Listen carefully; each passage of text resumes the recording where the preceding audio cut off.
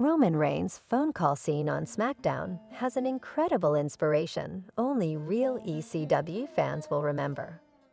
Hello guys, welcome to my channel. I am Alina. Have a nice day. For the latest news update, please subscribe the channel and press the bell icon. A lot of ECW fans may have gotten deja vu while watching Roman Reigns' phone call to Paul Heyman on last Friday's episode of WWE SmackDown. The ongoing Bloodline story arc reached its most interesting development when Reigns tried to call his all-knowing advocate and Wiseman, only to learn the number is disconnected. As Bubba Bully Ray Dudley expressed on Busted Open Radio, and in an accompanying ex-post, Roman Reigns' phone call to Paul Heyman on WWE SmackDown echoes another storyline from Paul Heyman's extreme alma mater, ECW, in a story involving Tommy Dreamer and Terry Funk.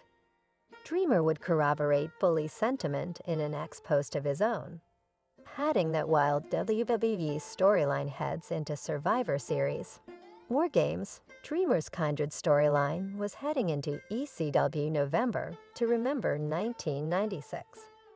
Dissecting both storylines for their similarities and differences highlights the importance of bringing wrestling's past into the present, something that WWE seems keen to do nowadays.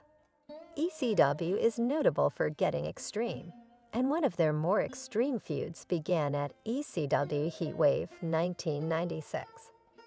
There, Shane Douglas won the ECW World Television Championship in a four-way dance with Chris Jericho, Too Cold Scorpio, and Pitbull No. 2.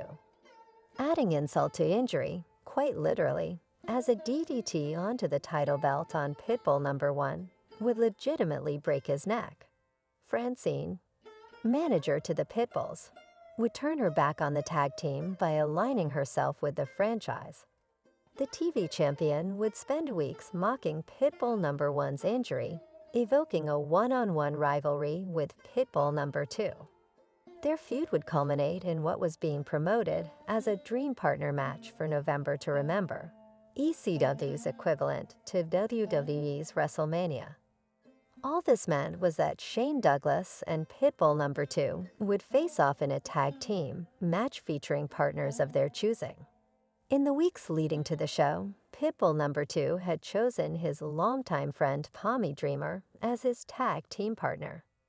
Before he'd pick one for himself, Douglas would put a bounty on Pitbull No. 2's head for, in Joey Styles' words, an undisclosed amount of money to anyone who could take out Pitbull No. 2 before the PPV. Related 4 winners and 2 losers from last night's NXT from the ECW Arena, November 6, 2024. The bounty would be answered by primetime Brian Lee on the November 5th episode of Hardcore TV. Douglas and Lee proceed to mercilessly assault the Pitbull to a bloody pulp. The brawl would end with Lee delivering a chokeslam to Pitbull No. 2 from atop the ECW production truck and onto 3 tables set up on the ground. Douglas would then apply the full Nelson on the Pitbull immediately after. Dreamer would come down to make the save, but the damage was done.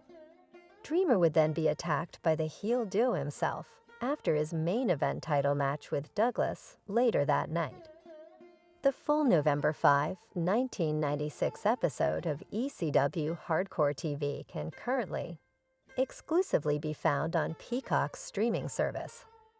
Because he collected the bounty, Lee was chosen as Douglas' partner. But now, the babyface Dream Partner needed a partner of his own. Lee and Douglas both demand that Dreamer call on an unnamed legend for help. Hardcore TV concludes with Dreamer, beaten and bandaged, exiting a hospital to his car's corded telephone, hesitantly asking the operator to connect him to the Double Cross Ranch before ECW fades to black. Although he was never name-dropped in the episode, ECW fans were familiar that this Texas ranch belonged to one Terry Funk, and lo and behold, the Funker emerged as Dreamer's partner at the pay-per-view.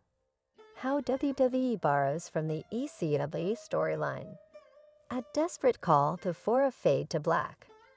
Bully Ray would bring attention to this forgotten 90s storyline by comparing it to the current developments in WWE's Bloodline storyline. At this point in time, Roman Reigns is facing a similar desperate situation as Tommy Dreamer was. Solo Sikoa's bloodline grows in numbers while the original one continues to be dismantled by the opposition. With no one else to turn to, there's only one man left to call. A hesitant Roman Reigns pulls out his phone and tells Siri to call Paul Heyman, instantly being told that the number is no longer in service.